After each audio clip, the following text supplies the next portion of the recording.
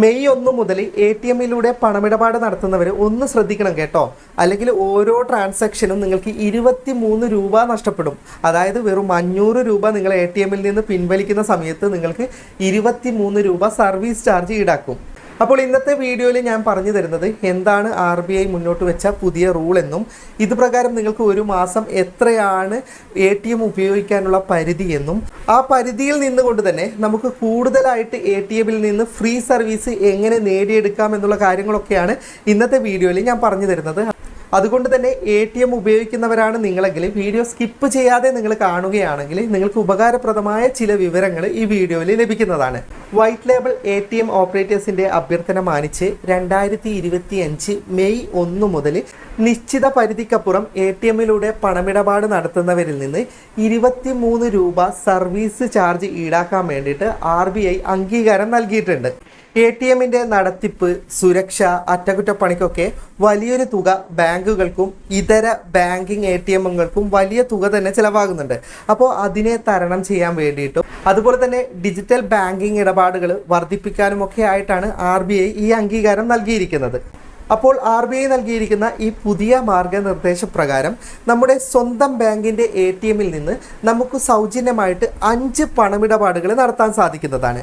5-ൽ കൂടുതൽ നമ്മൾ പണമിടപാട് നടത്തുമ്പോൾ നമുക്ക് 23 രൂപ സർവീസ് ചാർജ് നൽകേണ്ടി വരും. അതുപോലെ തന്നെ ഇതര ബാങ്കുകളിൽ നിന്ന് മെട്രോ നഗരങ്ങളിൽ നിന്നാണെങ്കിൽ നമുക്ക് 3 ഇടപാടുകളാണ് നടത്താൻ സാധിക്കുന്നത്. ഇതര ബാങ്കുകളുടേതാണ് പറയുന്നത്. മെട്രോ നഗരങ്ങളല്ലാത്ത മറ്റു നഗരങ്ങളിൽ നിന്ന് 5 പണമിടപാട് മറ്റു ബാങ്കുകളിൽ നിന്നും നമുക്ക് ATM-ലൂടെ നടത്താൻ സാധിക്കുന്നതാണ്. ATM-ലൂടെ പണമിടപാട് മാത്രമല്ല, നമ്മളിപ്പോൾ മിനി സ്റ്റേറ്റ്മെൻറ്റ് എടുക്കുമ്പോഴും നമ്മൾ ബാലൻസ് ചെക്ക് ചെയ്യുമ്പോഴൊക്കെ നമ്മുടെ ഈ സൗജന്യ പരിധി കുറഞ്ഞു വരും. അതായത് നമ്മളിപ്പോൾ ATM-ൽ പോയിട്ട് ബാലൻസ് ചെക്ക് ചെയ്യുകയാണെങ്കിലും മിനി സ്റ്റേറ്റ്മെൻറ്റ് എടുക്കുകയാണെങ്കിലും ഇതിൻ്റെ കൗണ്ടിങ് കുറഞ്ഞുകൊണ്ടിരിക്കും. അതായത് 5 എന്നുള്ളത് 3, 4, 2, 1 ഒക്കെ ആയിട്ട് കുറഞ്ഞുകൊണ്ടിരിക്കും. അപ്പോൾ നമുക്ക് മാക്സിമം എങ്ങനെ സൗജന്യമായി ATM ഉപയോഗിക്കാം എന്നുള്ള കാര്യം ഞാൻ പറഞ്ഞുതരാം.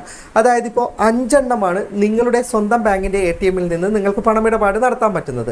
അത് നിങ്ങൾ ഒരു മാസത്തിലെ മാക്സിമം ഉപയോഗിക്കാം. അതായത് 5ഉം ഉപയോഗിച്ചതിന് ശേഷം ഇതര ബാങ്കുകളുടെ ATM-ൽ നിന്നും നിങ്ങൾക്ക് 5 എണ്ണം ഉപയോഗിക്കാൻ സാധിക്കുന്നതാണ്. അതായത് ടോട്ടൽ 10. മെട്രോ നഗരങ്ങളുടെ കാര്യമല്ല പറയുന്നത്. മെട്രോ നഗരങ്ങളിലാണെങ്കിൽ ഇതര ബാങ്കിൽ നിന്ന് പണമിടപാട് നടത്തുന്നതിൻ്റെ എണ്ണം 3 ആണ്. അപ്പം നിങ്ങൾക്ക് 5 സ്വന്തം ബാങ്കിൽ നിന്നും 3 ഇതര ബാങ്കുകളുടെ ATM-ൽ നിന്നും നടത്താം. അങ്ങനെ ടോട്ടൽ 8.